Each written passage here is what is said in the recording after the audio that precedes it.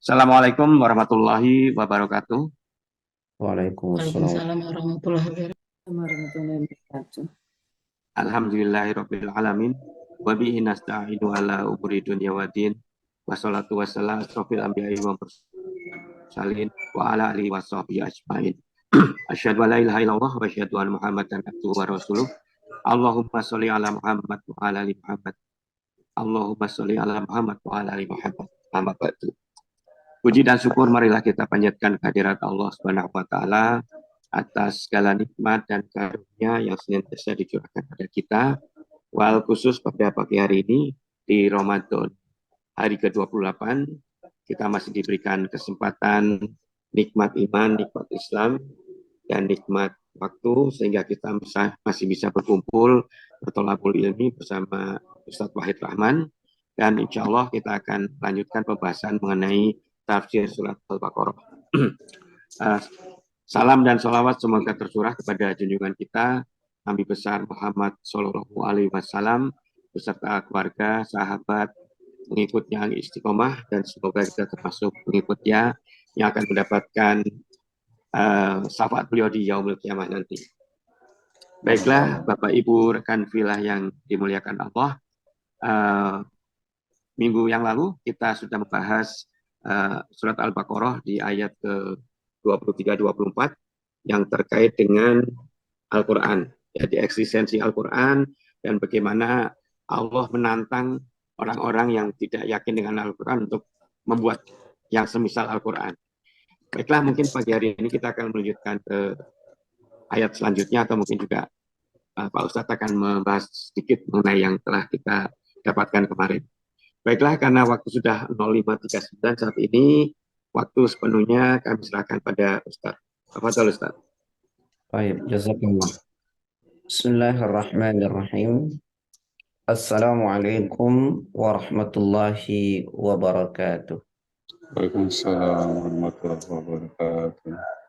Innal hamdalillah nahmaduhu wa nasta'inuhu wa nastaghfiruh wa na'udzu billahi min sururi anfusina wa sayyiati a'malina. May yahdihillahu fala mudilla lahu wa may yudlilhu fala hadiya lahu. Asyhadu an la ilaha illallah wahdahu la syarika lah wa asyhadu anna Muhammadan abduhu wa rasuluhu la nabiyya ba'dah. Qala Allah Ta'ala fi kitabihil karim, a'udzu billahi minasy syaithanir rajim, wa anna hadza sirati mustaqiman fattabi'u wa la tattabi'us subula fatafarraqa bikum an sabilihi. Dzalikum wassakum bihi la'allakum tattaqun wa ba'd.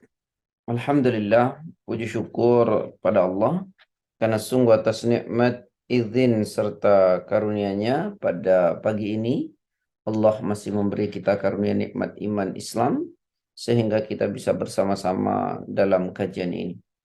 Salawat dan salam semoga senantiasa tercurah pada Rasulullah SAW, pada keluarganya, sahabat-sahabatnya, dan pengikut-pengikutnya sampai akhir zaman.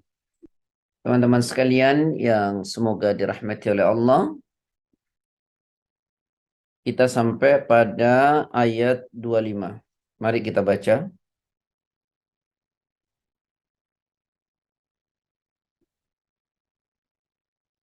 A'udzu billahi minasy syaithanir rajim. وبشر الذين آمنوا وعملوا الصالحات أن لهم جنات تجري من تحتها الأنهار كلما رزقوا منها من ثمرة رزقا قالوا هذا الذي رزقنا من قبل وأتوا به متشابها ولهم فيها أزواج مطهرة وهم فيها خالدون Wabashshiril ladzina amanu, berikanlah kabar gembira amanu kepada orang-orang yang beriman, wa amilus salihati, dan orang-orang yang beramal saleh. Anna lahum, sesungguhnya bagi mereka, jannatin adalah surga, tajri min tahtihal anhar, yang mengalir sungai-sungai di dalamnya. Kullama ruziku minha min thamaratir rizqa, setiap mereka diberi rizki buah-buahan dalam surga-surga itu, qalu, mereka berkata, hadzal ladzi ruzikna min qabl, inilah yang pernah diberikan kepada kami dahulu. Wa utubihi mutasyabiha, mereka diberi buah-buahan yang serupa, ya. Walahum fiha azwajum mutahhara, dan untuk mereka di dalamnya adalah pasangan-pasangan yang suci, wahum fiha khalidun, dan mereka kekal di dalam surga tersebut.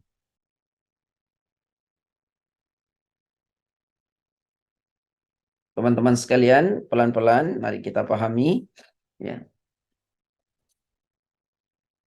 Setelah Allah menyebutkan apa yang telah disediakan untuk orang-orang kafir di ayat sebelumnya itu, ya, berupa berbagai macam siksaan dan ancaman yang pedih, ya, yang bahan bakarnya manusia dan batu. Nah, kemudian di sini Allah menyebutkan apa yang disediakan untuk kaum mukmin yang percaya kepada, ya, para nabi, kepada Allah dan para nabi, yang disebut dengan iman. Jadi begini, berikan kabar gembira kepada orang beriman dan beramal soleh. Kan sering berkata begini, orang itu masuk surga, ya, karena rahmatnya Allah. Ini yang ditanyakan sahabat kepada Nabi. Nabi lalu ditanya oleh sahabat, apa juga engkau ya Rasulullah? Iya, masuk surga itu karena rahmatnya Allah. Ya, ini masyhur, ya, dan kita tahu semua, orang mendapatkan surga karena rahmatnya Allah. Nah, sehingga kadang-kadang ada orang salah memahami. Ya sudah, kita tidak melakukan apapun, kalau Allah merahmati kita, maka kita akan mendapatkan surganya Allah. Nah, ada sesuatu yang tidak dipahami, bahwa untuk mendapatkan rahmatnya Allah itu kita mesti beriman dan beramal saleh. Gitu ya, beriman dan beramal saleh. Ya, itu menuju rahmatnya Allah. Surga memang diberikan karena rahmatnya Allah. Maka kita kejar rahmat Allah itu. Dengan apa? Dengan keimanan dan amal saleh. Nah, ayat ini menjelaskan, berikan kabar gembira kepada orang beriman dan beramal soleh, bagi mereka adalah surga. Jadi untuk mendapatkan surga itu adalah iman dan amal saleh. Nah, iman ini adalah kepercayaan kita kepada Allah, malaikat, kitab, rasul, kiamat, takdir, dan seterusnya, ya. Diucapkan dengan lisan kita, lalu diyakini dalam hati kita, dan dibuktikan dalam kehidupan sehari-hari. Nah, itulah iman. Wa amilus salihan, dan beramal saleh. Jadi ada orang beriman tapi tidak beramal saleh, maka tidak mendapatkan surga. Ya, jadi kepercayaan kita kepada Allah, lalu kita beramal saleh. Ada orang yang beramal saleh tapi tidak dilandasi dengan iman, tidak dengan pondasi iman. Nah, orang yang beramal soleh tidak dengan pondasi iman, itu pun, ya, tidak akan mendapatkan surga. Jadi mendapatkan surga itu karena keimanan dan amal soleh. Iman tanpa amal soleh tidak akan mendapatkan surga. Amal soleh tanpa landasan iman tidak akan mendapatkan surga. Bahkan dikatakan orang yang beramal soleh tanpa iman itu seperti fata morgana. Ya. Tapi sebaliknya, orang cuma beriman gak beramal soleh, kalau ditanya, ya, apakah iblis itu percaya kepada Allah? Ya tentu percaya. Karena pernah terjadi dialog, bahkan ketika Allah nyuruh untuk sujud kepada Adam, ya, kemudian malaikat sujud, tapi dia enggak, dengan mengatakan kepada Allah, khalaqtani min nar wa khalaqtahu min tin. Aku diciptakan dari tanah, dari api, sedangkan dia diciptakan dari tanah. Ya, itu kata iblis. Berarti terjadi dialektika antara dia dengan Allah. Begitu. Nah, dia percaya kepada Allah, dia beriman. Tentu dia percaya, tetapi dia tidak mau beramal soleh. Tidak mau tunduk dengan keinginan Allah. Ya, untuk sujud kepada Adam.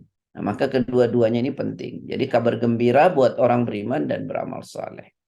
Jadi orang yang beriman dan beramal soleh itu mendapatkan harapan indah, yaitu surga. Ya. Nah, tentu iman yang konsisten, amal soleh yang konsisten.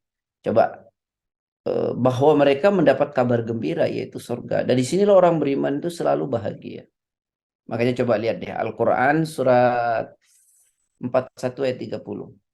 Innal ladzina qalu rabbuna Allah tsumma istaqamu tatanazzalu alaihimul malaikatu alla takhafu wa la tahzanu wa abshiru bil jannati allati kuntum tu'adun. Monggo. A'udzubillahi minasyaitonirrajim. Sesungguhnya orang-orang yang berkata, Tuhan kami adalah Allah, kemudian mereka meneguhkan pendirian mereka, maka malaikat-malaikat akan turun kepada mereka dengan berkata, Janganlah kamu merasa takut dan janganlah kamu bersedih hati, dan bergembiralah kamu dengan memperoleh surga yang telah dijanjikan kepadamu. Nah, ini menunjukkan ya kegembiraan orang-orang beriman itu dengan harapan surga.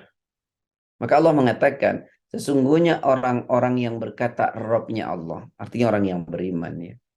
Kemudian dia konsisten meneguhkan pendiriannya. Jadi orang-orang yang beriman, yang dia konsisten dengan keimanannya, ya, ketika dia meninggal nanti, malaikat turun kepadanya dengan mengatakan, jangan kau takut. Jangan kau takut engkau berada di alam barzah ini. Jangan kau takut kau menghadapi akhirat. Wala tahzanu, jangan kau sedih karena kau tinggalkan anak, harta dan keluargamu di dunia. Tapi wa abshiru, berbahagialah engkau bil jannati allati kuntum tu'adun, dengan surga yang dijanjikan oleh Allah. Dan janji Allah itu tidak pernah bohong. Allah itu selalu menepati janjinya. Nah, maka di sini ada kaitan yang sangat kuat, berikan kabar gembira kepada orang beriman dan beramal soleh, bagi mereka adalah surga. Ya. Lalu kemudian surga disifati ya oleh Allah, ya tentu gambaran tentang keindahannya tidak terbayangkan ya. Di sini disifati apa? Tajri min tahtihal anhar, yang mengalir di bawahnya mengalir dari bawah pohon dan kamar-kamarnya. Sebagaimana disebut dalam hadis bahwa ya sungai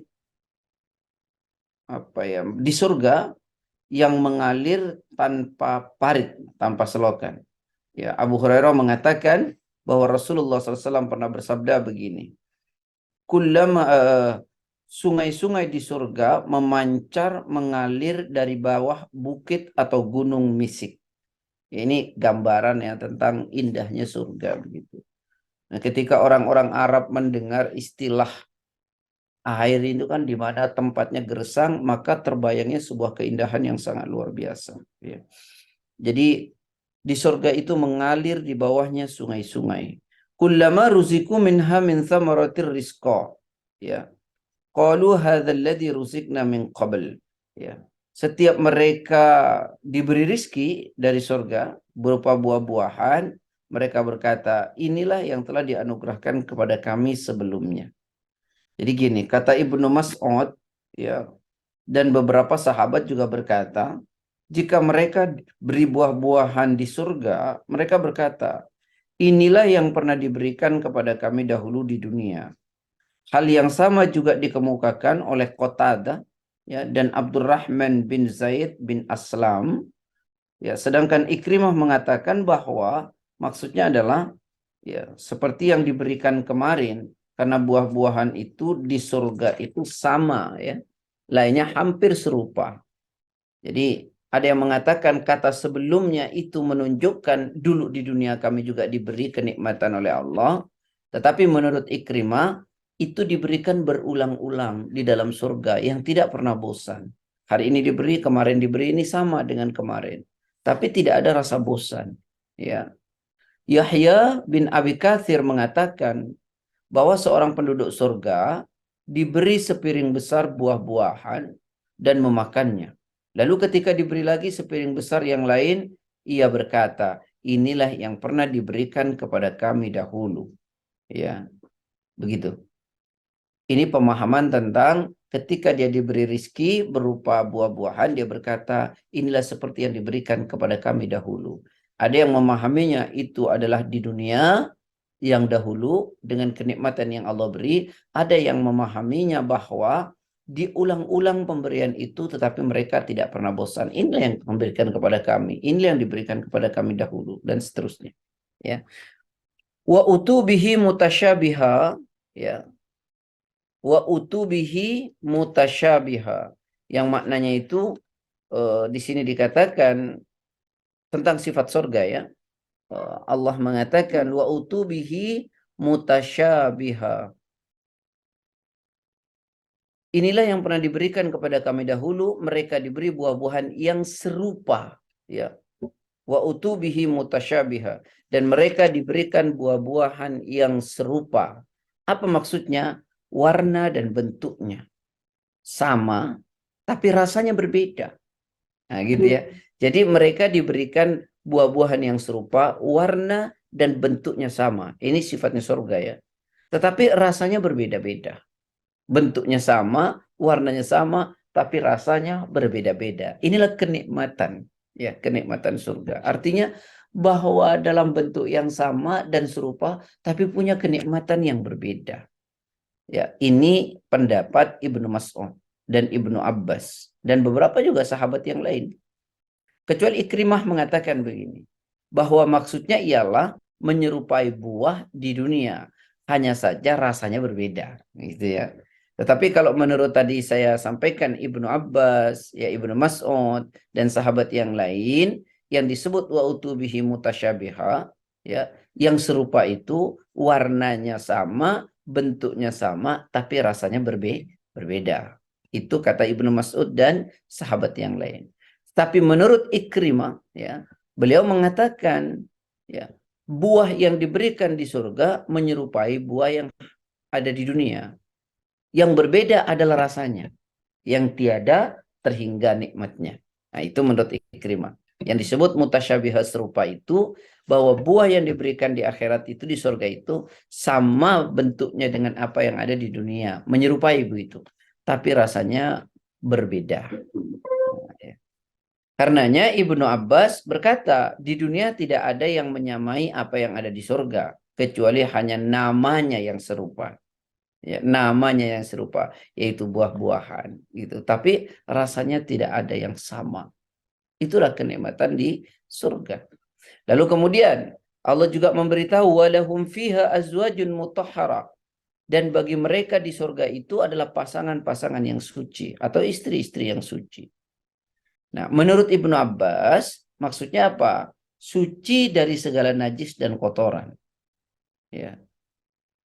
Mujahid berkata bahwa maksudnya suci dari haid, dari buang air, ya, baik air besar atau kecil, kemudian mohon maaf ya, ingus, ludah, dan seterusnya, ya. Itu yang dimaksud. Jadi pasangan di surga itu suci, ya, yang tidak pernah haid bagi perempuannya, tidak pernah buang air besar, kencing, ingus, ludah, dan seterusnya. Itulah yang disebut dengan suci. Ya. Lalu sedangkan menurut Qatadah, maksudnya suci dari segala kotoran dan dosa. Jadi begitu pemahaman para sahabat. Jadi menurut Ibnu Abbas, ya, dan Qatadah berbeda. Menurut Qatadah, bahwa diberikan pasangan yang suci itu adalah pasangan yang tidak pernah berdosa, yang selalu taat, tunduk, sesuai dengan harapan dan keinginan kita. Nah, sedangkan menurut Ibnu Abbas, dia adalah tidak pernah buang air besar, tidak pernah buang air kecil, ludah, ingus dan seterusnya. Pokoknya dari semua yang menjijikkan gitu ya. Nah, itu pasangan yang diberikan oleh Allah kelak di dalam surga. Itu maksudnya ya. Wa hum fiha khalidun, dan mereka kekal di dalamnya. Ya, ini merupakan pelengkap kebahagiaan yang sangat sempurna. Ya. Sehingga seorang yang merasakan nikmat surga merasa aman dari kematian, ya, dan dari habisnya kenikmatan. Sebab ia berada dalam kenikmatan yang abadi. Ya, bahwa orang yang ada di dalam surga itu, ya, ini adalah kesempurnaan yang sangat luar biasa. Nah, ini kan yang pernah terjadi pada bisikan setan kepada Adam. Ya. Nanti dijelaskan pada ayat 35 ketika Allah mengatakan, Adam, tinggal engkau di surga dengan istrimu dengan penuh kenikmatan. Makanlah semua yang ada di surga, rasakan. Tapi satu jangan kau dekati, yaitu pohon khuldi. Nah, disitulah setan berkata kepada Adam, ya, seperti digambarkan dalam Quran surat 20 ayat 120, coba.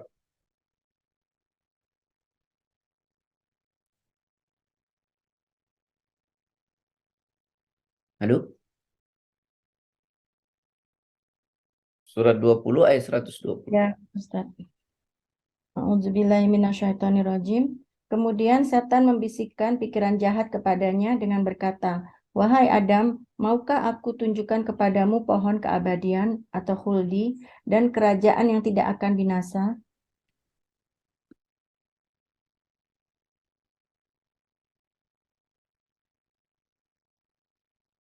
Nggak ada suaranya ya, Bun? Ya, baik. A'udzubillahiminasyaitonirrajim. Ya, ada Ustadz kok. Tadi Ada begitu. Ustaz, Tadi saya sudah baca, nggak kedengaran ya?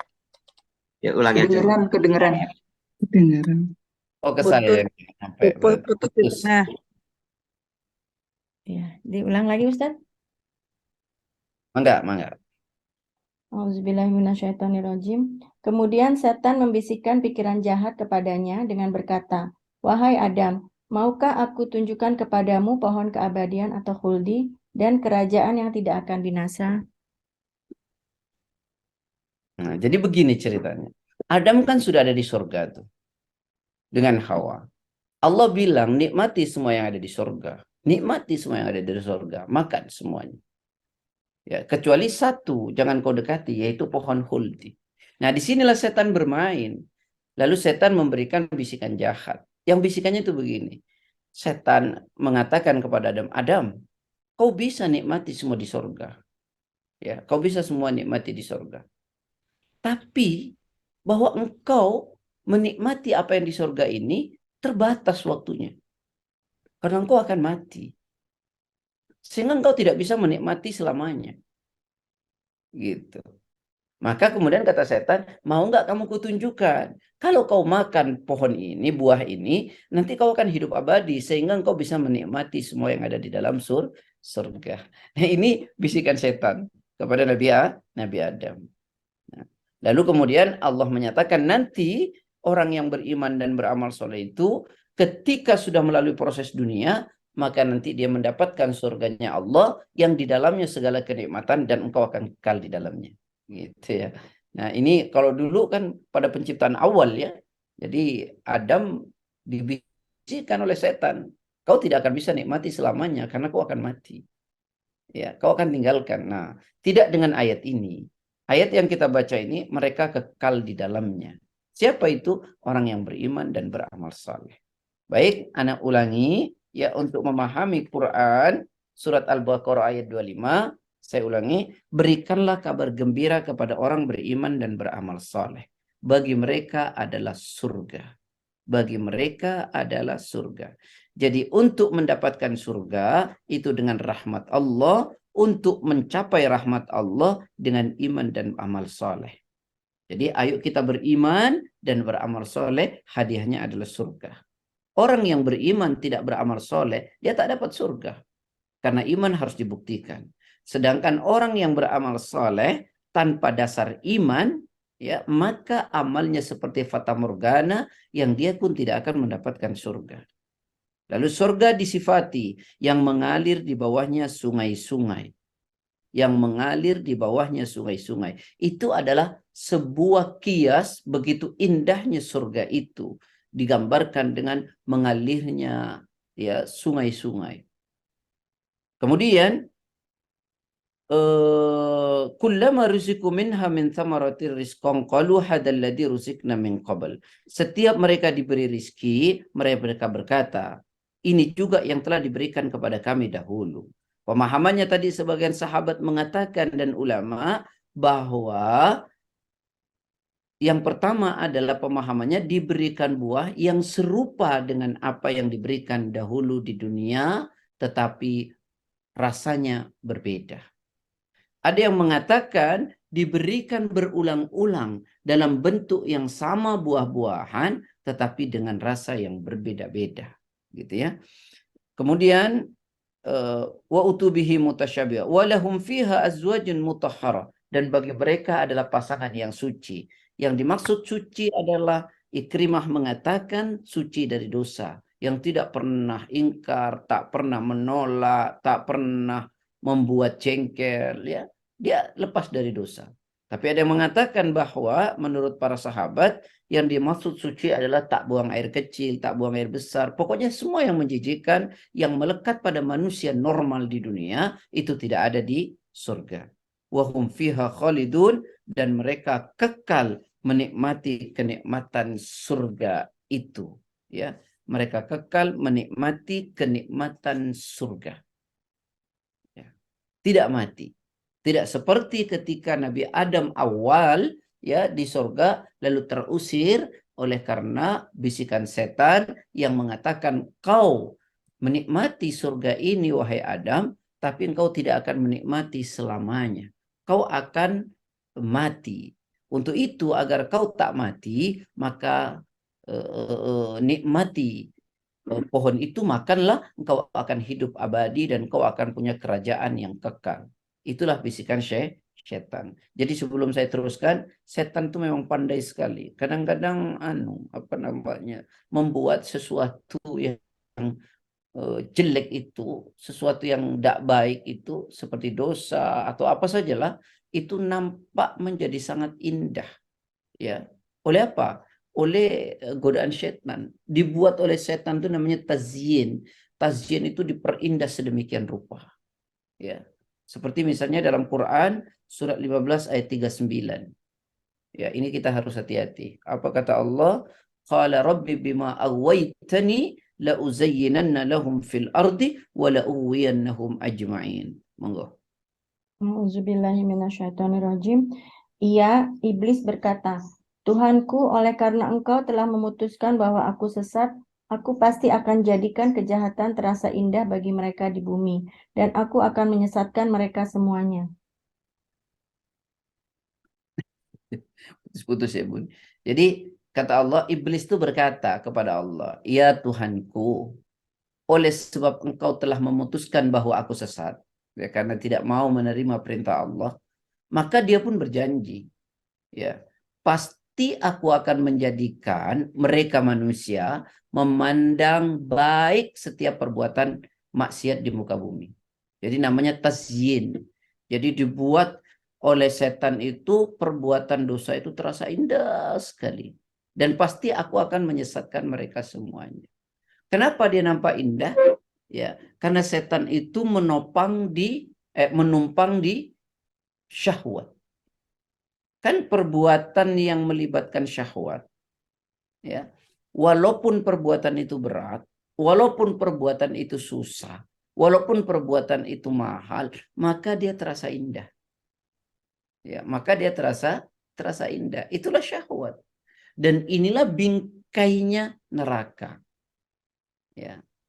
Apa kata Rasulullah? Hujibatin nar bisyahawat wa hujibatil jannah bil makari. Neraka itu dibingkai dengan syahwat sehingga punya daya tarik yang kuat, sedangkan surga dibingkai dengan sesuatu yang kita nggak suka. Karena kita nggak suka, walaupun dia ringan, mudah dan murah, orang tak cukup punya daya tarik. Gitu. Nah, tapi kalau syahwat, ya karena setan yang bermain, maka semua terasa indah dan orang akan berlomba-lomba untuk meraihnya, gitu ya. Makanya ketika orang larut dalam syahwatnya itu biasanya seperti yang saya sampaikan pada kitab Tazkiyah itu, Tazkiyatun Nafas, orang kehilangan potensi dirinya. Semua yang melekat pada dirinya itu menjadi hilang, ya. Oleh karenanya lah Allah mengatakan orang yang sudah tertarik dengan syahwatnya itu, ya dia akan seperti binatang. Seperti Allah gambarkan pada Quran surat 7 ayat 176.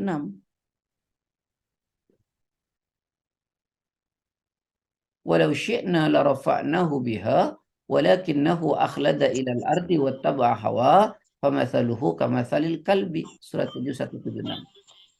A'udzubillahiminasyaitonirrajim. Dan sekiranya kami menghendaki, niscaya kami tinggikan derajatnya dengan ayat-ayat itu. Tetapi dia cenderung kepada dunia dan mengikuti keinginannya yang rendah.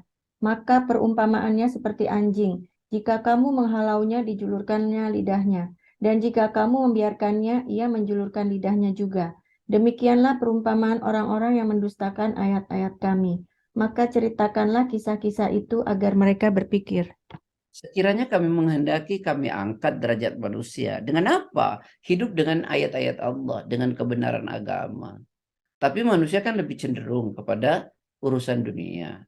Dan lebih mengikuti keinginannya yang rendah, syahwatnya maksudnya. Maka orang semacam itu, kata Allah, sama dengan, mohon maaf ya, dengan anjing. Lalu disifati, dihalau atau tidak dihalau, yang namanya anjing, dia akan mengulurkan lidahnya. Ya. Jadi mau dilarang, mau ada aturan atau tidak ada aturan, ya sama saja. Ketika orang larut dengan syahwat, ya, larut dengan syahwat, ya dia tetap akan menjulurkan lidahnya. Ya, nah itulah orang yang larut dengan syahwatnya. Ya, itu yang dibisikkan oleh setan sehingga menjadikan Adam itu terlepas atau terusir dari surga. Dan kemudian ketika ada di dunia, setan pun akan menghiasi diri kita dengan perbuatan dosa itu sehingga terasa indah. Karena apa? Karena bingkainya tadi syahwat. Ya.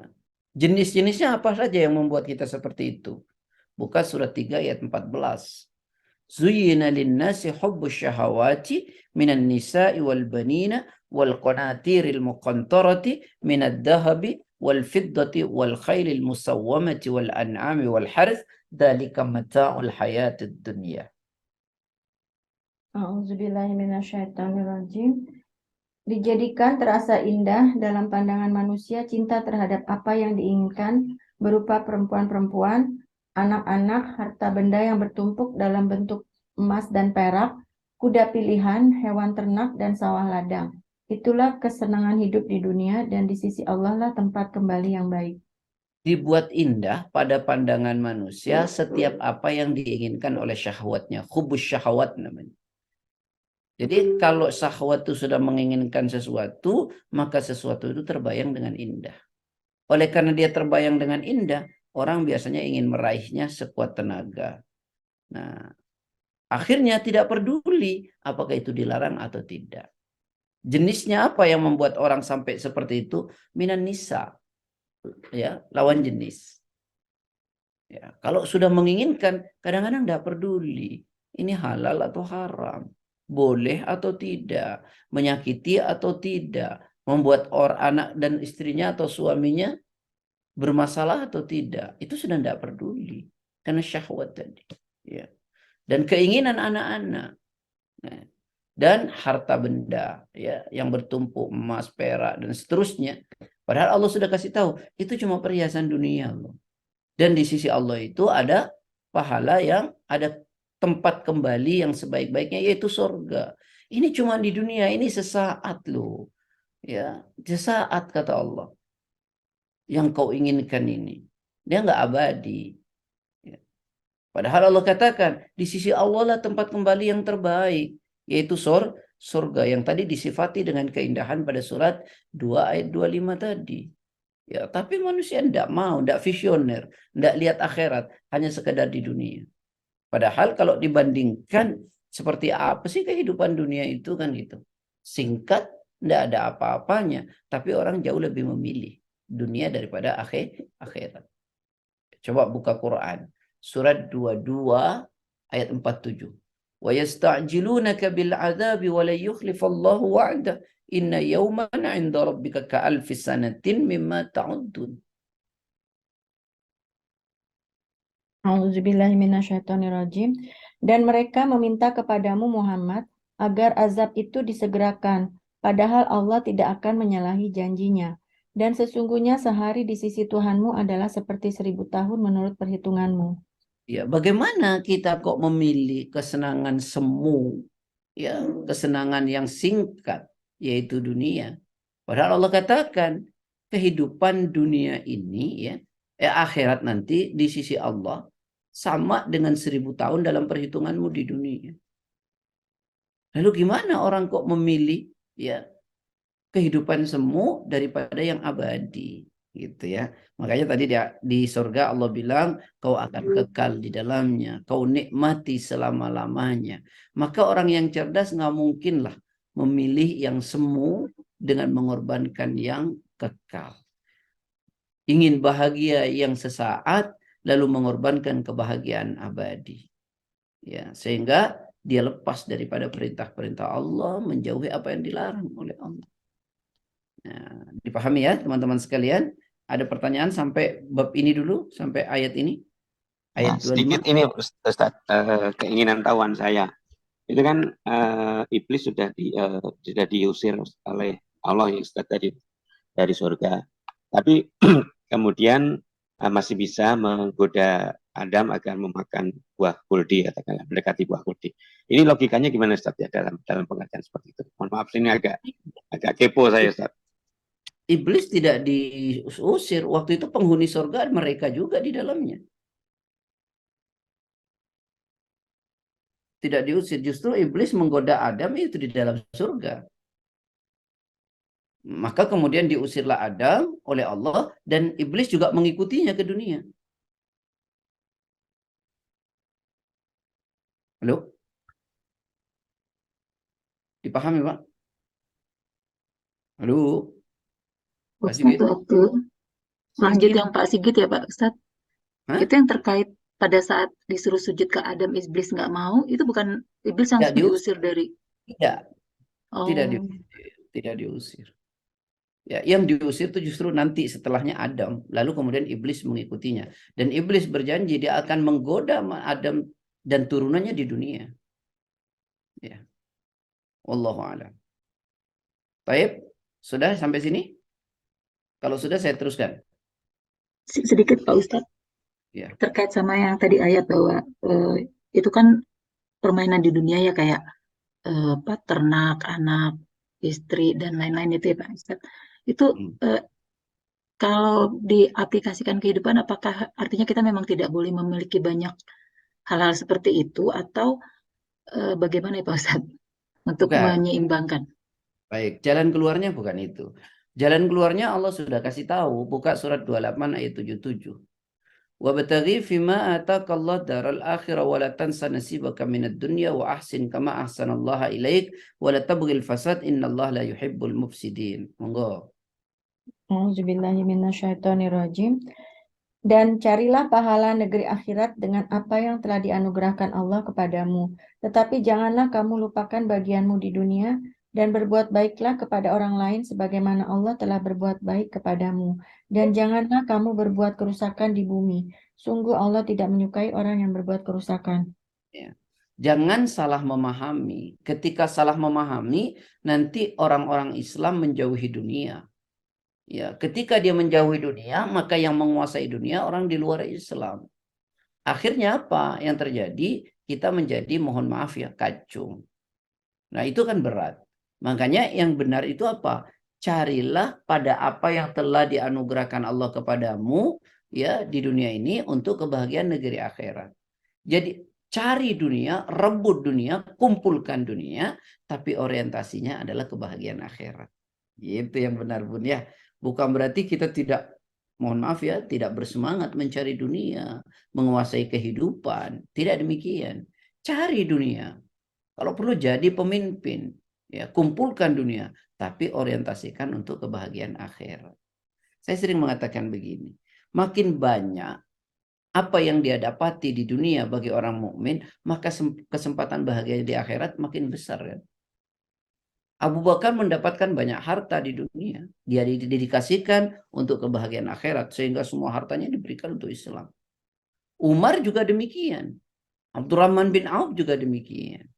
Nah, tapi Allah juga masih bilang tuh, wala tansa nasibaka minad dunya. Apa kata Allah? Janganlah kamu melupakan bagianmu dari kenikmatan duniawi. Jadi ada bagian dunianya, tapi cuman jangan dilupain. Orientasinya adalah akhirat. Jangan dibalik. Ya, orientasinya dunia, yang penting akhirat nggak lupa. Itu keliru. Jadi kita mengejar dunia, ya, melakukan apapun di dunia ini, orientasinya adalah kebahagiaan akhirat. Ya, dunia jangan dilupakan. Lalu kata Allah, berbuat baiklah kepada sesama sebagaimana Allah telah berbuat baik kepadamu. Allah memberikan segalanya kepadamu, sehat, harta, kedudukan, jabatan, dan seterusnya. Maka karena itu kau mesti berbuat baik kepada orang lain, gitu, agar kau menjadi orang paling bermanfaat. Lalu kata Allah, jangan kau buat kerusakan di muka bumi dengan apa yang Allah kasih. Allah kasih harta, ya, kau jadikan hartamu itu merusak di bumi. Ya, kau dikasih jabatan, kau jadikan jabatanmu ini merusak di bumi. Kau diberi oleh Allah kekuasaan, jangan jadikan kekuasaan itu merusak bumi. Ya, innallaha la yuhibbul mufsidin. Allah tidak suka orang-orang yang membuat kerusakan. Demikian ya Bunda ya. Jangan kemudian nanti tinggalkan dunia gitu ya. Tidak, cari dunia tapi untuk kebahagiaan akhirat. Kejar jabatan untuk kebahagiaan akhirat. Berkuasalah untuk memberi manfaat buat orang lain. Jadi salah paham, repot. Akhirnya jadilah pemahaman yang seperti sekarang muncul. Jadi apa istilahnya itu? Sufi gak karu-karuan gitu ya. Bukan sufi yang benar ya. Dia menyingkir dari kehidupan dunia. Ya, kemudian pergi tirakat ke sana ke sini. Ya tidak demikian. Wong kita hidup di dunia. Ya. Cuman jadikan semua yang Allah kasih untuk kebahagiaan akhirat. Kan dunia ini ladangnya akhirat. Kalau kita nggak tanam gimana? Sekarang kita disuruh zakat. Ya. Gimana kalau kita nggak punya uang? Ya. Kita nggak usah zakat yang besar, zakat fitri aja. Yang orang sering menyebutnya dengan zakat fitrah gitu. Zakat fitri aja. Kita nggak punya gimana ceritanya? Ya, kita nggak bisa lakukan perintah Allah. Nah, gitu maksudnya ya Bunda ya. Dipahami Bun? Paham. Ustaz, makasih.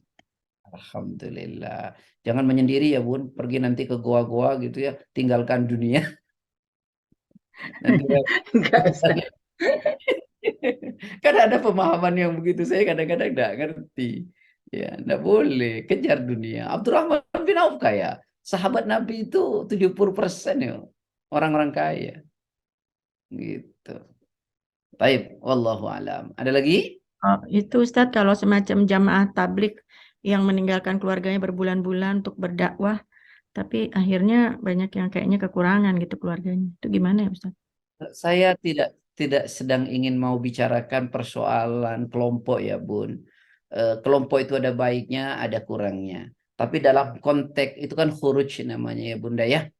Khuruj itu keluar untuk berdakwah. Menurut saya oke saja, baik-baik saja selama gitu ya, tidak meninggalkan kewajiban kita sebagai seorang suami.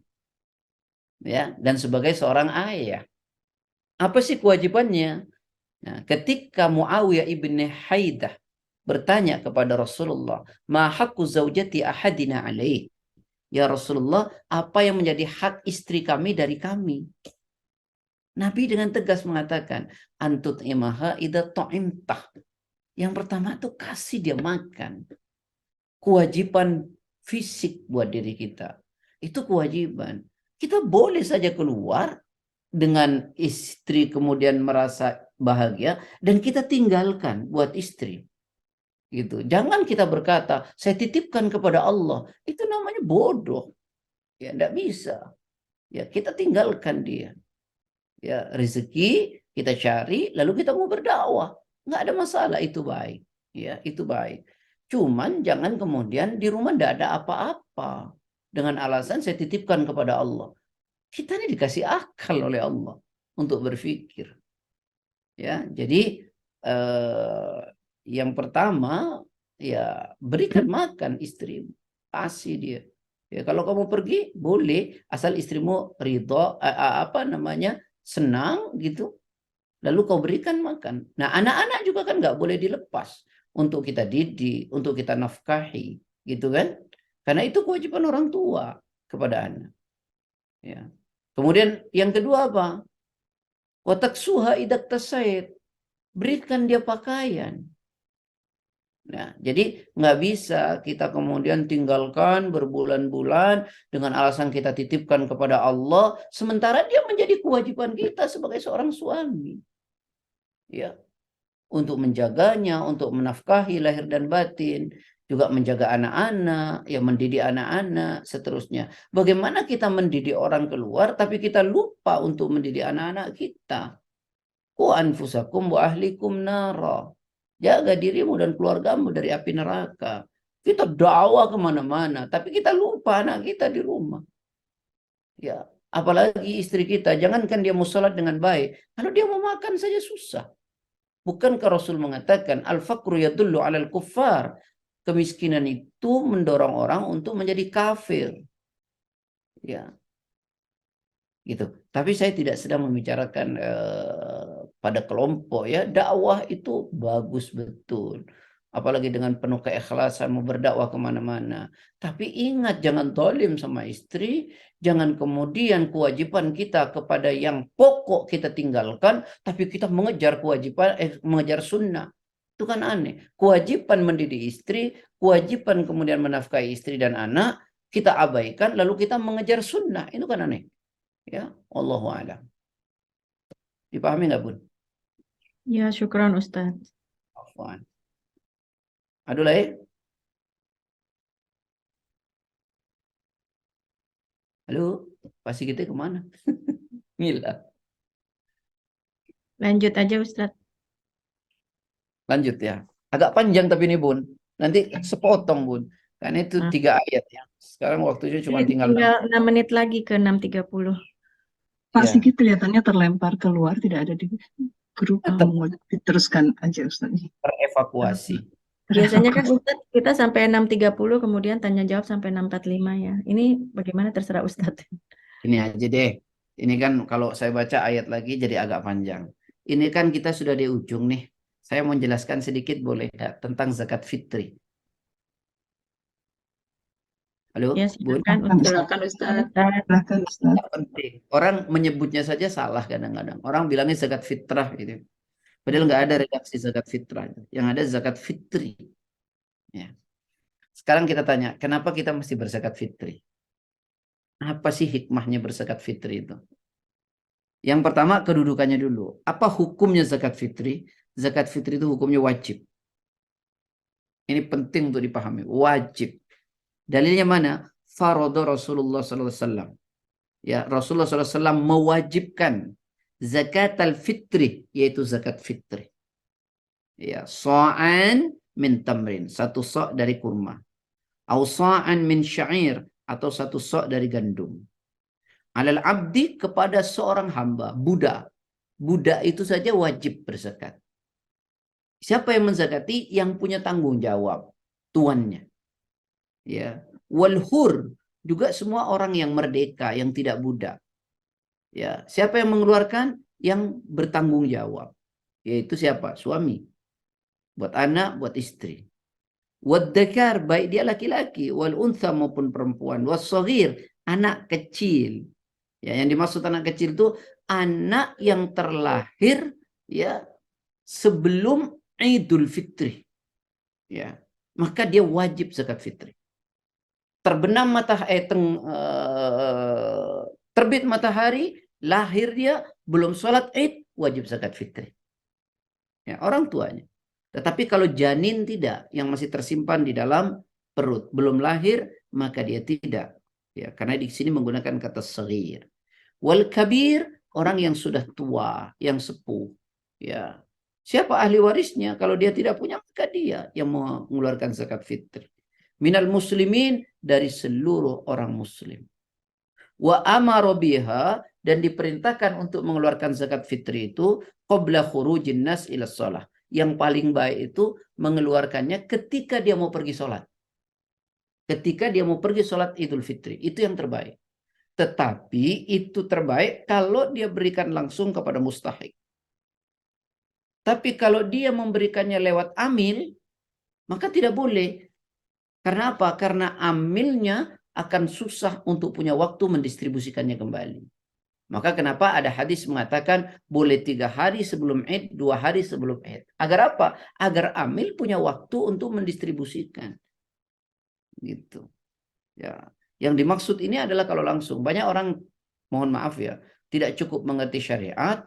Dia membaca hadis, menurut pemahamannya dia, bahwa memberi zakat fitri itu adalah ketika menjelang sholat Idul Fitri. Lalu dia datang ke masjid, dia berikan ke masjid. Ya nggak boleh, karena masjid itu amil. Amil itu harus mendistribusikan. Dan mendistribusikan itu sebelum sholat Id.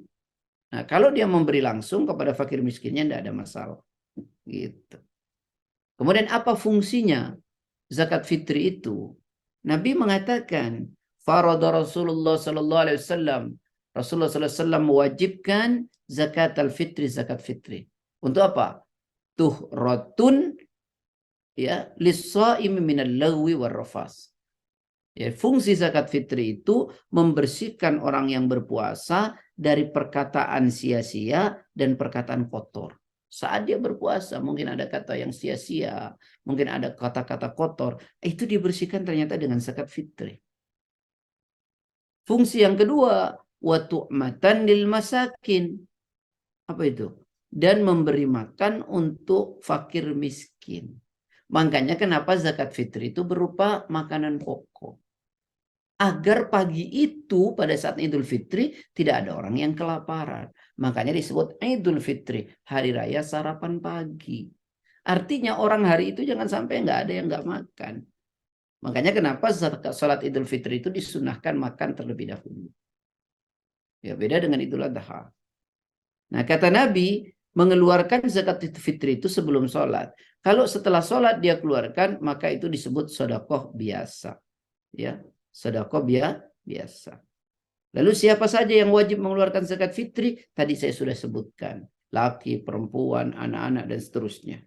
Ya. Nah, bagi orang yang mampu tentu. Mampu itu menurut ulama, ya, yang pertama adalah dia masih punya makanan stok untuk dimakan sehari semalam. Ada yang mengatakan dia masih punya stok untuk dimakan 3 hari kemudian. Maka ketika dia punya stok itu, maka dia sudah wajib untuk mengeluarkan zakat fitri. Ya, dalilnya mana? Rasulullah SAW mengatakan, man sa'ala wa indahu ma yughnihi fa innama yastakthiru minan nar. Faqalu ya Rasulullah, wa ma yughnihi qala ay yakuna lahu shiba'u yaumin wa lailatin aw lailatin wa yaumin. Jadi begini, barang siapa meminta-minta padahal ia memiliki sesuatu yang mencukupinya, tapi dia masih minta-minta, maka sesungguhnya dia telah mengumpulkan bara api. Atau dalam hadis yang lain, orang yang menjadikan minta-minta sebagai profesi, maka dia telah memesan satu bangku di neraka. Nah, lalu kemudian mereka berkata, wahai Rasulullah, bagaimana ukuran orang mencukupi? Orang dianggap cukup. Maka Rasulullah SAW bersabda, seukuran makanan yang mengenyangkan untuk sehari semalam. Artinya dia masih punya stok makanan untuk dimakan sehari semalam. Sebagian ulama mengatakan berdasarkan hadis yang lain, yaitu selama 3 hari, maka dia sudah wajib mengeluarkan zakat fitri. Ya. Nah, zakat fitri itu terbaik dikeluarkan memang ya menjelang sholat. Tapi tidak salah 2 hari sebelum sholat atau 3 hari. Bahkan sebagian ulama-ulama Syafi'iyah mengatakan boleh diberikan dari awal Ramadan. Ya, dari awal Ramadan. Tapi yang terbaik adalah yang diberikan di ujung. Lalu zakat fitri itu bentuknya apa? Bentuknya zakat fitri itu adalah makanan pokok. Ya.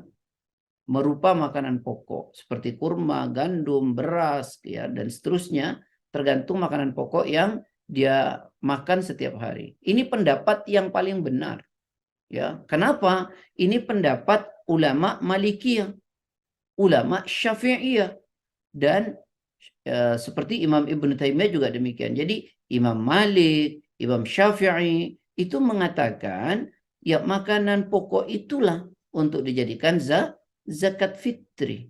Ya, untuk dijadikan zakat fitri. Karena Rasulullah mengatakan dari kurma, gandum, dan seterusnya. Lalu orang mengatakan karena waktu itu tidak ada uang, dirham sama dinar sudah ada. Ya, makanya ada hadis yang mengatakan misalnya fakaffaratuhu it'amu 'asharati masakin min awsati ma tut'imuna ahlikum. Ya. Jelas bahwa kata Rasulullah melanggar sumpah itu ialah memberi makan 10 makan ya. Sama dengan fidyah juga memberikan makanan pokok. Zakat fitri adalah makanan pokok. Karena intinya hari itu jangan ada orang yang enggak makan, ya. Jadi makanan pokok. Nah, ini jelas ya, jelas sekali. Ya kalau bisa ya jangan uang lah. Walaupun ada ulama yang mengatakan berpendapat boleh ya. Tapi seperti Imam Syafi'i, Imam Maliki, Imam Hambali itu dengan makanan pokok. Bahkan terjadi ada hadis yang mengatakan kami dulu di zaman Nabi mengeluarkan zakat fitri itu berupa makanan pokok seperti gandum, kurma, dan kismis. Dan ketika Nabi sudah tiada, kata sahabat, kami melakukan hal yang sama seperti yang dilakukan pada zaman Nabi Muhammad sallallahu alaihi wasallam. Lalu siapa yang menerima zakat fitri itu? Menurut para ulama, yang pertama adalah seperti yang menerima zakat mal, yaitu 8 asnaf. Ya. Tetapi ada pendapat yang lebih sharih, yaitu untuk zakat fitri ya seperti Imam Ibnu Qayyim mengatakan itu lebih kepada orang fakir miskin. Ya. Pendapat yang pertama, ulama mengatakan mengeluarkan zakat fitri sama seperti zakat mal kepada 8 asnaf. Ya. Tetapi ya menurut Imam Ibnu Qayyim dan seterusnya bahwa mengeluarkan zakat fitri itu lebih kepada orang fakir miskin. Ya. Fakir itu orang yang bekerja, yang mata pencahariannya tidak cukup untuk makan. Ya. Orang fakir itu orang yang bekerja, yang mata pencahariannya tidak cukup untuk makan. Kalau miskin orang yang bekerja, yang mata pencahariannya hanya cukup untuk makan saja. Ya. Bagaimana lalu orang yang nggak bekerja? Maka itu fakir miskin. Ya. Maka fakir miskin. Begitu ya Bun. Nah, ini sekelumit saja agar tidak salah kita mengeluarkan zakat fitri. Nah ukurannya itu 1 sok. 1 sok itu jumhur ulama kalau kilo 2,5. Ya 2,5 kilo. Kalau liter itu 3,5 liter. Ya kalau ukurannya 1 sok. Ya jadi mengeluarkan zakat fitri itu so'an min tamrin, so'an min zabib, so'an min syair. 1 sok itu adalah 2,5 kilo atau kalau dengan liter 3,5 liter. Walaupun ada pendapat yang kurang daripada itu bahkan. Ya, tapi saya menukil pendapat yang jumhur seperti Imam Syafi'i, ya Imam Maliki dan seterusnya. Wallahu a'lam. Enggak. Mau tanya Ustadz, untuk di lingkungan perumahan yang mungkin perumahan yang cukup berada gitu ya, itu sepertinya agak susah kan mencari fakir miskin di sekitarnya, kecuali yang agak jauh. Nah itu jadi kemungkinan kalaupun ada, itu bisa mendapatkannya, satu orang tuh dapatnya banyak gitu. Kalau ada yang berpendapat waktu itu Ustadz yang mengatakan, kita kalau kasih uang, itu kan dia bukan hanya bisa beli beras, tapi bisa membeli yang lainnya, misalkan minyak, lauk pauk, dan sebagainya gitu. Kalau dikasih beras saja dia mungkin bisa dapat berkilo-kilo beras gitu satu orang karena lingkungannya memang jarang yang miskin. Itu Ustaz. Mau tanya, jadi gimana baiknya? Zakat fitri itu diberikan kepada orang fakir, orang miskin. Siapa dia? Yang pertama terdekat. Terdekat itu siapa? Menurut Imam Syafi'i adalah keluarga. Adik, kakak. Yang tidak boleh itu pada tanggungan kita. Anak, istri, orang tua itu nggak boleh. Ya, kakak, adik, paman itu boleh, orang terdekat maksudnya. Nah, yang kedua terdekat itu adalah tempat, jarak, seperti tetangga, begitu. Nah, bagaimana orang yang tinggalnya di, mohon maaf, di perumahan yang orangnya kaya-kaya, maka dia lewat amil. Nanti amil itulah yang mendistribusikan keluar dari komplek itu. Ya, makanya amil itu kenapa dapat bagian? Karena dia harus bekerja. Maka dia harus punya database tentang orang fakir miskin. Kalau di lingkungannya sudah tidak ada, maka keluar lebih jauh. Tidak lagi, keluar lebih jauh lagi, lebih jauh lagi. Ya tetap yang terbaik adalah makanan pokok. Ya, tidak dengan uang. Itu wallahu a'lam. Nanya Ustaz mengenai amil. Amil kan termasuk salah satu mustahik Ustaz. Nah, saya pernah mendengar bahwa amil yang dimaksud dalam hadis itu adalah amil yang dedicated, artinya sepanjang tahun mungkin seperti Basnas, seperti dompet duafa itu bisa dapat. Tapi kalau yang amil yang apa namanya cuma pada saat bulan Ramadan gitu di masjid itu sebenarnya tidak berhak atas jatah amil yang 12% itu Ustaz. Bagaimana Ustaz? Itu perbedaan pendapat para ulama. Ya, andaikan yang disebut amil itu hanya orang yang bekerja sepanjang tahun, lalu siapa yang mengumpulkan uang di masjid? Yang mengumpulkan zakat fitri maksudnya di masjid? Yang tidak ada. Ya, maka kalau Artinya mereka tidak ya. ngambil, ya nggak apa-apa. Itu benar. Tapi ketika mereka dapat, ya memang haknya juga. Dan amil itu di zaman Nabi juga tidak selalu sepanjang tahun, Pak. Ya, ada kejadian insidentil, nggak ada masalah. Ya, nggak ada masalah. Mereka menjadi amil zakat fitri, zakat mal, temporary gitu ya, 1 bulan. Ya nggak ada masalah dia dapat. Ya, tetapi itu perbedaan pendapat para ulama. Terus kemudian yang 12% itu maksimum Ustaz ya. Kalau misalkan ambil masjid hanya ngambil 5% atau 2% itu boleh Ustaz. Kalau saya malah di tempat saya berikan ijtihad baru. Ijtihad ya, bukan Kalau 12% lebih daripada si anunya nanti, lebih banyak daripada si fakir miskinnya. Maka bagaimana kalau diberikannya sama dengan bagian fakir miskin saja? Gitu. Wallahu a'lam. Ya, baik Ustaz. Mungkin yang lain silakan.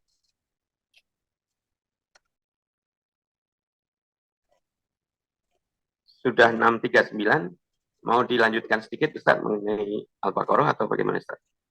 Saya justru dari tadi nggak melanjutkan karena kelanjutannya ini panjang. Panjang ya. Oke, siap Ustaz.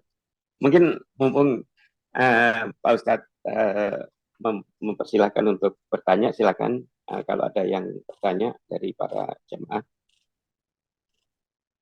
Mungkin berkaitan dengan zakat, berkaitan dengan Idul Fitri yang tidak bersamaan dan sebagainya, silakan. Mantuk. Assalamualaikum, boleh nanya Ustaz? Boleh Bu. Silakan. Tapi bukan zakat juga bukan Al-Baqarah. Ini mengenai sholat Ustaz. Saya pernah mendengar perempuan kan pakai mukena Ustaz.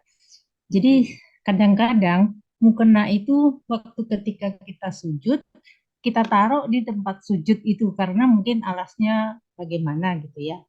Pertanyaannya adalah kalau kita sujud itu yang menempel ke bawah, ke bumi atau ke sajadah itu kening dan hidung, jadi nggak boleh dilapisi sesuatu atau bagaimana ya Ustadz bagusnya?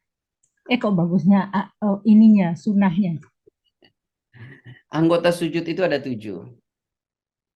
Iya. Wajah, ya, jidat, ya, kemudian 2 tangan, 3, lalu kemudian 2 dengkul, 5, ya, kemudian 2 telapak kaki, bagian ujungnya, 7 kan. Ya. Nah, itu anggota sujud. Maka ketujuhnya itu harus nyampe ke bumi. Nah, pendapat yang pertama bagi wanita yang memakai mukena atau pakaian apapun yang bergerak, ya, yang mengikuti gerakan dia itu yang tidak boleh dijadikan alas gitu ya. Tapi sebagian ulama mengatakan tidak, karena kalau itu tidak boleh, bagaimana dengan dengkulnya? Kan dia juga tertutup. Gitu. Maka sebagian ulama mengatakan tidak apa-apa. Apalagi utur syar'i seperti Ibu tadi bilang. Mohon maaf ya Bu, kadang-kadang kalau kita numpang sholat di mana sejadahnya kan bau tuh, karpetnya gitu ya. Pahamlah saya itu. Lalu kemudian menjadikan mukenanya sebagai tempat sujud. Sebagian ulama mengatakan tidak ada masalah, ya. Sebagian lagi mengatakan tidak boleh yang bergerak. Mana yang benar? Itu soal khilafiyah. Pilihan saja. Kalau dalam konteks normal sebisanya jangan. Tapi dalam konteks seperti itu bau, ibu tidak bisa sujud, akhirnya terburu-buru, maka tidak ada persoalan. Oh iya. Paham Wallah. Ustaz. Terima kasih. Sama-sama. Ya. Mungkin ada yang ditanya satu lagi, 641, satu pertanyaan lagi ini. Assalamualaikum. Silakan. Waalaikumsalam. Ya, mau tanya nih, Ustaz. Kalau misalnya kita mau zakat, tapi niat kita tidak hanya zakat. Katakan zakat mal nih, bukan zakat fitri, tapi zakat mal nih. Zakat mal kita niatkan juga untuk wakaf misalnya gitu. Itu gimana, Ustaz? Ya. Nggak ada, Pak. Jadi zakat mal itu karena wajib, ya zakat mal adalah zakat. Kalau mau bapak mau wakaf, ya wakaf. Ya.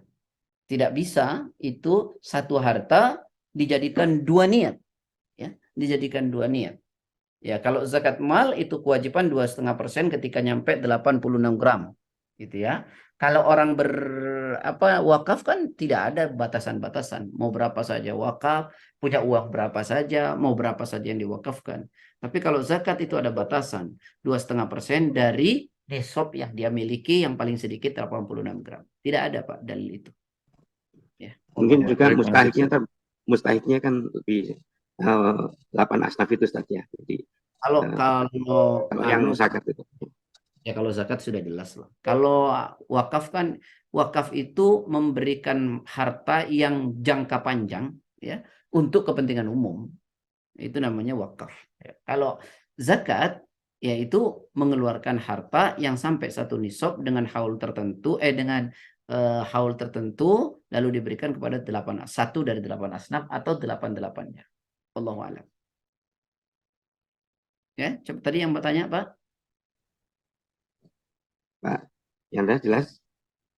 Ya, ya, terima kasih, Ustaz. Ya, Sama-sama. Assalamualaikum. Ya. Terus kalau boleh satu lagi Ustadz. Ya, silakan. Ini Ustadz mengenai kalau terjadi perbedaan waktu Idul Fitri, itu kok ada yang berpendapat gini, takut melakukan puasa di tanggal 1 Syawal karena haram. Jadi dia ikut yang tidak berpuasa dulu, maksudnya selesai puasanya duluan, tapi sholat Idnya ikut yang pemerintah gitu. Itu Iya, gimana Pak. Ustadz? Saya boleh tanya nggak, Bun? Salat Idul Fitri itu tanggal berapa, Bun? Tanggal 1 Satu Syawal. Syawal. Awal. Kalau dia berhenti puasa berarti sudah masuk 1 Syawal nggak, Bun? Iya kan terjadi khilafiyah itu. Iya. 1 Syawalnya maksudnya. Bun. Jadi saya runtun, Bun. Biar paham, Bun. Itu makanya saya bingung ada yang seperti itu gitu Ustadz. Karena dia Puasa ya, Saya banyak yang runtun, Bun. banyak. Saya runtun, Bun. Ini soal khilafiyah nggak ada masalah. Ya, teman-teman Muhammadiyah menggunakan hisab, kemudian pemerintah nanti menggunakan ru'yatul hilal. Ya, itu sebuah metodologi. Oke lah, ya nggak ada masalah. Anda yakin, ya tanggal hari itu tanggal 1, ya Anda berhenti, Anda sholat. Ya, kalau Anda yakin besok dengan pemahaman ilmu Anda, ya besok sholatnya dan berhenti hari itu. Nah, kalau dia berhentinya misalnya hari Jumat, lalu sholatnya hari Sabtu, berarti kan dia sholat itu tanggal 2. Kalau Oh sholat, iya, kalau sholat Id tanggal 2, berarti sholat duhur di waktu asar dia. Jadi harus konsisten ya Ustadz kalau pilih kalau kayak itu gitu. tanggal 1. Harus konsisten dengan pilihannya dia, nggak boleh mendua gitu ya. Tapi konsisten kan harus dengan ilmu ya Bunda ya. Nggak Ya. boleh Nah juga ada satu lagi masalah, ada yang suami istri berbeda, itu gimana ya? Istri harus mengikuti suami atau mengikuti pemerintah? Bun, gimana kalau ikut saya aja, Bun? Ini soalnya adik saya seperti itu Ustadz. Jadi Ya, dia bingung sendiri, dia pengen ikut pemerintah, tapi suaminya ikut Muhammadiyah. Bun, saya lagi bikin tulis, nanti saya share. ASN juga. Mau cari surga ikut ASN ikut ASN. suami yang Menukil. terjawab. Sebenarnya nggak ada istilah ya. Karena dia orang Muhammadiyah ikut Muhammadiyah, lalu karena dia pegawai negeri ASN ikut pemerintah gitu. Kalau saya sih menganggapnya yuk ikut Quran dan hadis yuk gitu ya. Jadi gini Gimana, lah. Saya kasih pendapat dulu nih ya. Menurut tafsir ya Qurtubi ya. Beliau mengatakan ati'us sultan fi sab'ati darbat darahim wa dananir wa makail wal alwazan dan seterusnya beginilah. Mentaati pemerintah itu dalam 7 hal. Ya, 1 pencetakan uang, dirham atau dinar. Ikut pemerintah, nggak mungkin bikin sendiri. Ya, kemudian takaran itu ikut apa yang ditetapkan oleh pemerintah. Timbangan ikut pemerintah. Hukum haji, hukum ya ikut pemerintah. Haji ikut pemerintah. Kemudian apa lagi? Jumat ikut pemerintah. Hari raya ikut pemerintah. Isbat adalah haknya pemerintah. Menetapkan isbat itu menetapkan haknya pemerintah, bukan golongan manapun, bukan organisasi manapun, dan bukan perorangan. Selama pemerintah memutuskan masih menggunakan cara-cara yang sesuai dengan Islam, baik dengan hisab maupun ru'yah, maka wajib mengikuti pemerintah. Dalam kitab Fiqhul Islami wa adillatuhu, idza raja'al hakim ra'ya dha'ifan sara huwa al-hakam al-aqwa. Bahkan dikatakan ketika hakim atau pemerintah mengunggulkan sebuah kaul, ucapan yang lemah itu, tapi diputuskan pemerintah, maka kaul tersebut menjadi kuat. Naik statusnya menjadi pendapat yang kuat. Gitu. Jadi Ustaz, apa yang Allah kalau harus pemerintah salah, kalau pemerintahnya salah menentukan, katanya dosanya ditanggung negara, pemerintah transfer Nggak ada dosanya begitu, gimana? Bun. Nggak ada begitu, Bun. Kalau salah. Seolah-olah mau menuduh salah. Gini loh. Ya, kalau salah, Gini, pemerintah itu sudah menetapkan hukum berdasarkan metodologi yang ada, baik ru'yah maupun hisab. Gitu loh. Maka dengan keyakinan metodologi itu diputuskan mana salahnya. Gitu. Nggak salah.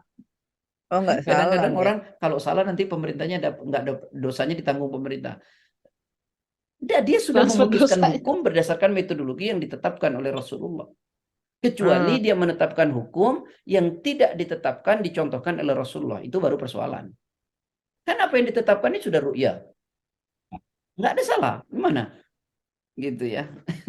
Nanti kemudian ternyata nggak kelihatan. Kan mereka sudah lihat. Ya sudah, dohirnya seperti itu. Wallahu a'lam. Yang sudah 30 ya Ustaz ya. Ya kalau teman-teman Muhammadiyah kan dengan hisab. Ya saya nggak salahkan juga karena ada metodologi itu. Tapi bahwa yang memutuskan itu bukan golongan, bukan organisasi, bukan perorangan, tapi pemerintah. Bayangkan kalau organisasi bisa memutuskan, rame nanti. Dan organisasi itu ada di Jakarta, belum tentu ada di Papua. Tapi kalau negara sudah dalam satu negara. Makanya kata Imam Ibnu Taimiyah, namanya wilayatul hukam. Di dalam satu wilayah negara itu sudah ada terlihat ru'yatul hilal, maka di bagian negara yang lain wajib berpuasa. Karena itulah kenapa pemerintah yang menentukan. Iya, betul. Itu yang paling aman lah itu. Iya. Saya Ada mikir ayah saya pengurus Muhammadiyah. dosa. Tapi saya dari dulu berkata kepada ayah zaman dulu, saya bilang ini hukum-hukumnya. Sama ayah saya bilang. Saya kalau di Black ini Muhammadiyah banget Ibu. Anunya organisasinya dulu. Tapi saya pakai Quran dan hadis. Kalau anak-anak Ustadz kan pengennya yang gampang Ustadz, yang cepat. Anak saya kenapa orang-orang duluan, saya pengen duluan boleh nggak? Maknya tuh yang benar loh, maknya ngaco itu. Korbannya begini, kata bundanya, aku ikut pemerintah. Kata suaminya, aku ikut Muhammadiyah. Kata anaknya, aku ingin yang puasa belakangan, yang lebarannya duluan. Terus hari rayanya nggak dimasakin sama istrinya, selesai. Tapi itu agak repot juga ya Ustadz ya kalau suami istri gitu ya. Katanya istri harus nurut sama suami, tapi suaminya nggak ikut sama pemerintah. Atau Kalau gitu, mungkin bimaksiatil khaliq. Janganlah kau taat Ikut kepada pemerintah. Allah dalam rangka bermaksiat kepada Allah. oh jadi boleh tuh kalau dalam konteks itu kita ngebantah suami ya Ustadz ya. Bukan ngebantah Bun, nggak boleh ngebantah. Masakin suaminya, temenin makan, tapi aku besok ya lebaran.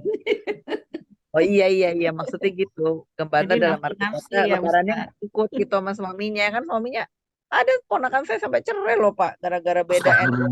Ya jangan juga lah. Kalau sudah kepalang-kepalang gitu ya udah ikut suami lah. Gitu kan kadang-kadang ada yang sampai jadi masalah banget gitu loh gara-gara urusan tahlil yang satu bilang nggak boleh, satu bilang pengen doain Saya tuh bapak. bulan lalu Bun, sebelum puasa, ada orang mau mantu, dia rupanya Mm-mm. si punya anak perempuan, dia kekeh, nggak boleh begini, nggak boleh begini, nggak boleh begini. Sementara dia dapat mantu yang orang tuanya itu masih melakukan ini, nggak ketemu, nggak jadi tuh. Astagfirullah. Saya bilang segininya amat sih, ayo dong belajarnya lebih luas. Saya sampai bilang, Ustadz, Karena kalau ilmu. Ustadz dapat besan, yang besannya melakukan gini, nggak, saya jadikan nikah. Saya jadikan nikah. Nanti saya coba sampaikan pendekatan ini loh. Pelan-pelan. Kan anak-anak aja sekarang kalau dikasarin lari. Ya Bun ya? Apalagi calon besan, belum jadi saudara.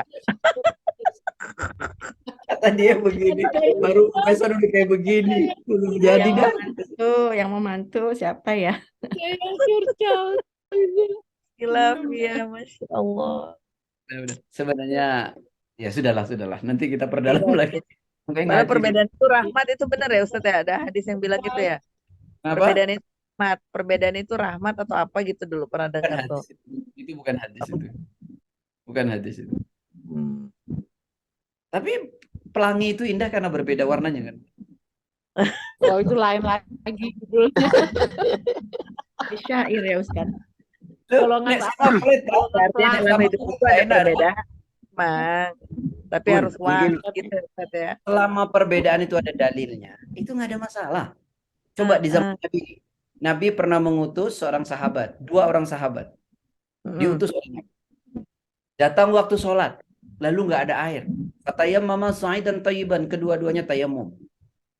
Dua-duanya tayamum. Lalu kemudian sholatlah dua-duanya. Lalu selesai sholat, waktu masih panjang, ketemu air. Yang satu wudu, ulangi sholat. Yang satu nggak wudu, nggak mengulangi sholat. Nggak berantem tuh. Nggak berantem. Lalu kedua-duanya menemui Rasul, bercerita dari itu kepada Rasulullah. Baru dilatih sama Rasul. Nah kita ini banyakkan berantemnya, sama-sama nggak ada ilmu, akhirnya ngotot-ngototan. Repot kan itu kan. Jadi sama Rasul dibenerin dua-duanya Ustaz. Yang tadi. Kata Rasul, wahai engkau yang mengulangi sholat, engkau dapat pahala 2. Engkau yang tidak mengulangi sholat, engkau sudah benar mengikuti sunnah. Gitu. Dapat pahala 2, kenapa? 1, dia udah sholat, udah benar, tuh dapat pahala. Yang kedua, dia berijtihad dan ijtihadnya salah, masih dapat pahala 1. Jadi 2 pahala. Oh, karena istihad salah ya. Kalau istihad benar dapat 2 ya Ustaz ya. Islam itu memberi ruang kita untuk belajar lebih luas. Ya, jangan kekeh markekeh, tidak ada ilmu, tapi yang penting kekeh markekeh. Bahasa Inggris bagian itu. Udah punya. Saya ngaku benerin sampai tadi bukan. Oke, siap Ustaz. Oke, Ustaz, mungkin saya izin mengumumkan juga pekan depan tanggal 26 kita off dulu karena banyak yang keluar kota, banyak repot, jadi kita off 1 pekan Ustaz. Kemudian tanggal 14 Mei insya Allah kita akan halal bihalal menghadirkan Ustadz offline. Saya udah kenal Ustadz 3 tahun belum pernah ketemu ini. Jadi insya Allah besok kita akan bertemu Ustadz yang pertama kali saya. Ya. Oh, Masya Allah. Di mana Pak Sigit halal bihalalnya? Belum, tempatnya belum, tempatnya belum. Insya Allah kita kalau ada ada yang berkenan nggak kesempatan di sini? Ya. Kalau mau di studio juga bisa. Ya, nanti kita putuskan di grup ya, di mana ya. Oke, ya. Oke, baiklah, kita akhiri kajian kita pada pekan hari ini, dan minimal kita tambah 1 kosakata kekeh gitu tadi. Ternyata bahasa saya salah, bukan kekeh jureke. Kekeh jureke itu bahasa Sunda dari Pulau Mas Ustaz ya. Baiklah, kita tutup kajian pekan ini dan ya seperti kita akan off pekan depan, dan terima kasih pada Om Aryesta yang menyediakan Zoom-nya, dan juga Om Yan Komal dan Bu Anita yang menayangkan terjemahannya. Baiklah, kita tutup kajian kita hari ini dengan bersama-sama membaca doa kafaratul majelis. Subhanakallah wa bihamdika asyhadu an la ilaha illa anta astaghfiruka wa atubu ilaik. Makasih banyak Ustaz. Sampai ketemu. Halal bihalal Ustaz. Terima kasih Ustaz, teman-teman semua. Selamat Lebaran, mohon maaf lahir batin. Selamat lahir batin. Selamat lahir batin ya. Selamat lahir batin.